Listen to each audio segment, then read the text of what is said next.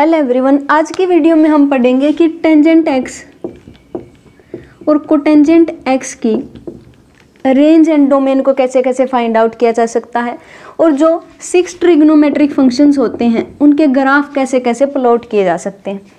तो सबसे पहले हम बात करेंगे कि टेंजेंट एक्स और कोटेंजेंट एक्स की डोमेन को कैसे कैसे फाइंड आउट किया जा सकता है।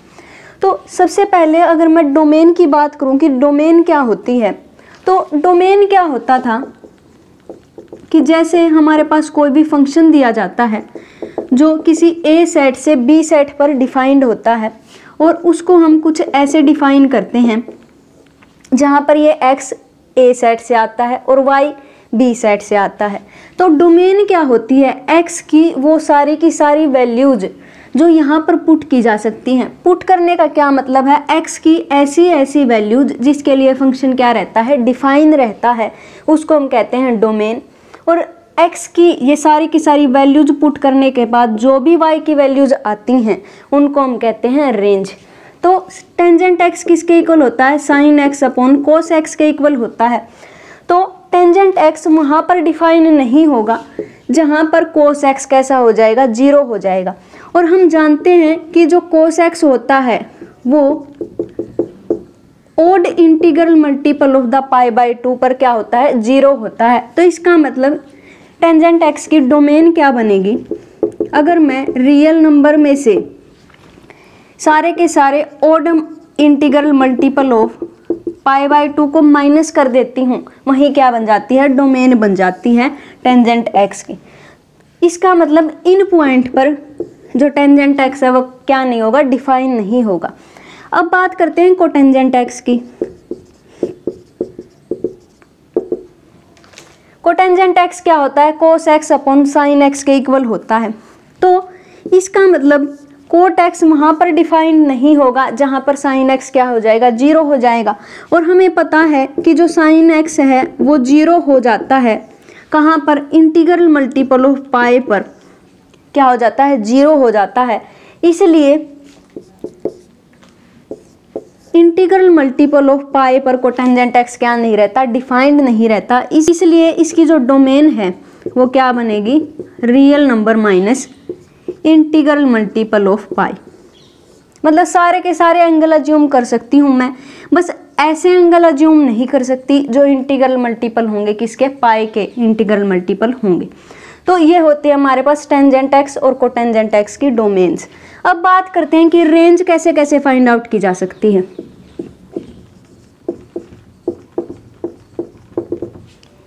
तो सबसे पहले हम बात करेंगे कि टेंजेंट एक्स की रेंज कैसे कैसे फाइंड आउट की जा सकती है।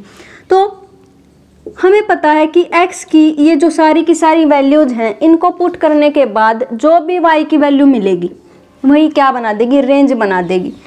तो इसके लिए हम क्या करेंगे, एक यूनिट सर्किल अज्यूम करते हैं।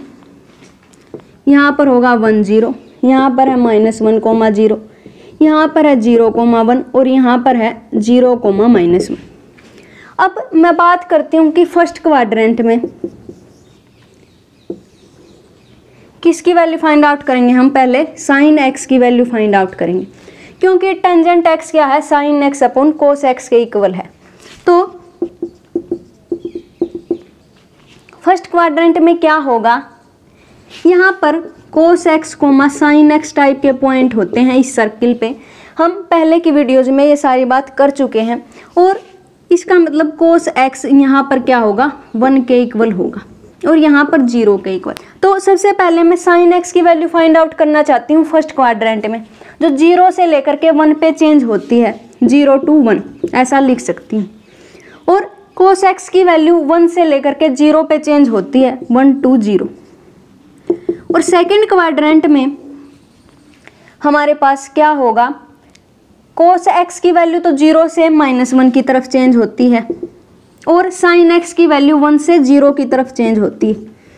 और थर्ड क्वाड्रेंट में अगर मैं साइन एक्स की बात करूं तो 0 से लेकर के -1 पे चेंज होती है और कोस एक्स की वैल्यू -1 से जीरो की तरफ चेंज होती है। जो फोर्थ क्वाड्रेंट में है, जो साइन एक्स है वो कहाँ से कहाँ चेंज होगा, -1 से 0 की तरफ चेंज होगा, -1 to 0।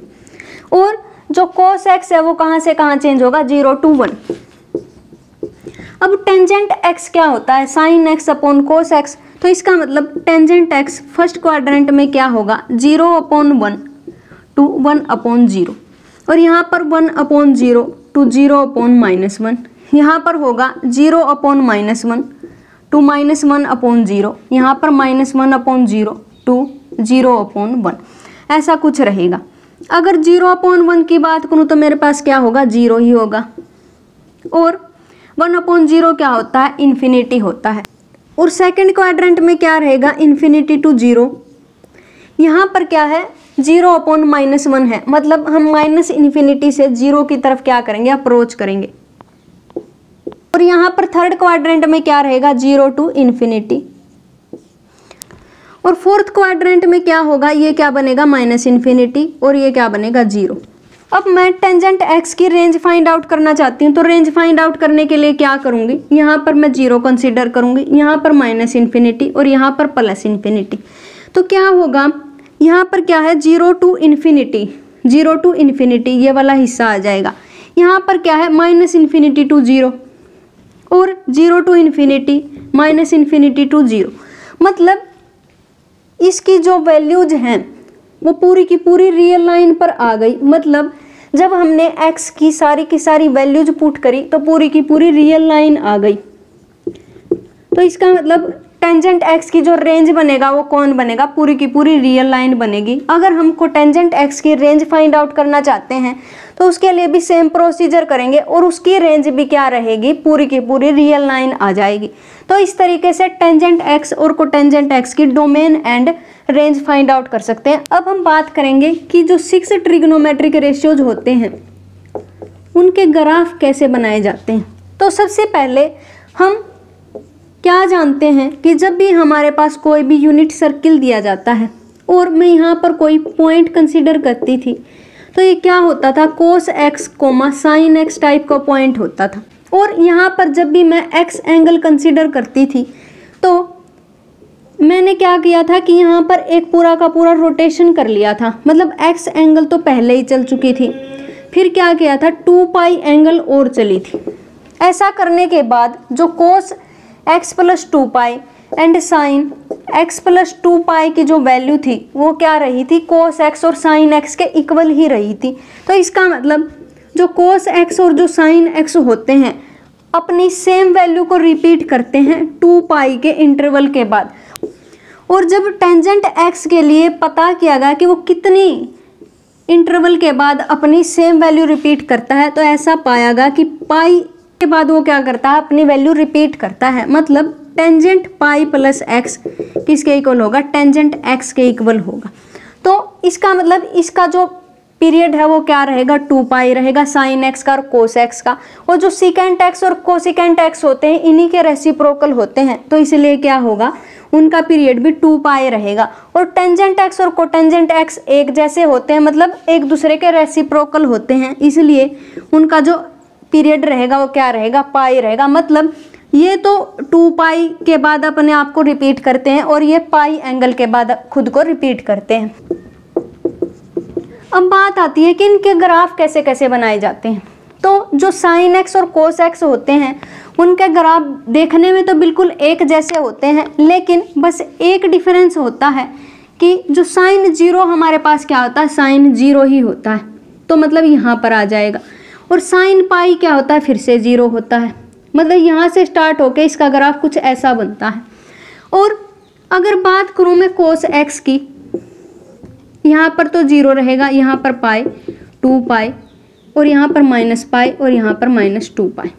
हमें पता है कि ओड इंटीग्रल मल्टीपल पर क्या रहेगा, वो 0 रहेगा cos x। तो इसका मतलब cos 0 हमारे पास क्या होता है, 1। यहाँ पर मैं 1 मान लेती हूँ। उसका ग्राफ कुछ ऐसा चलता है। तो इसका मतलब जो sin x और cos x के ग्राफ हैं देखने में तो बिल्कुल एक जैसे होते हैं, बस थोड़ा सा शिफ्ट कर जाते हैं क्योंकि sin 0 की वैल्यू तो 0 होती है और cos 0 की वैल्यू क्या होती है, 1 होती है। लेकिन शेप दोनों की कैसी होती है, सेम ही होती है। अगर मैं टेंजेंट एक्स और कोटेंजेंट एक्स की बात करती हूँ, इन दोनों के ग्राफ सेम होते हैं।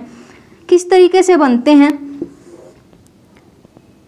इस तरीके का कुछ स्ट्रक्चर होता है। ये तो हमारे पास टेंजेंट एक्स का है और कोटेंजेंट एक्स का कुछ ऐसा बनता है। तो इस तरीके से हम इनकी वैल्यूज फाइंड आउट करके अलग अलग ग्राफ बना सकते हैं। और इसी तरीके से जो सिकेंट एक्स का और कोसिकेंट एक्स का ग्राफ होता है वो सेम होता है।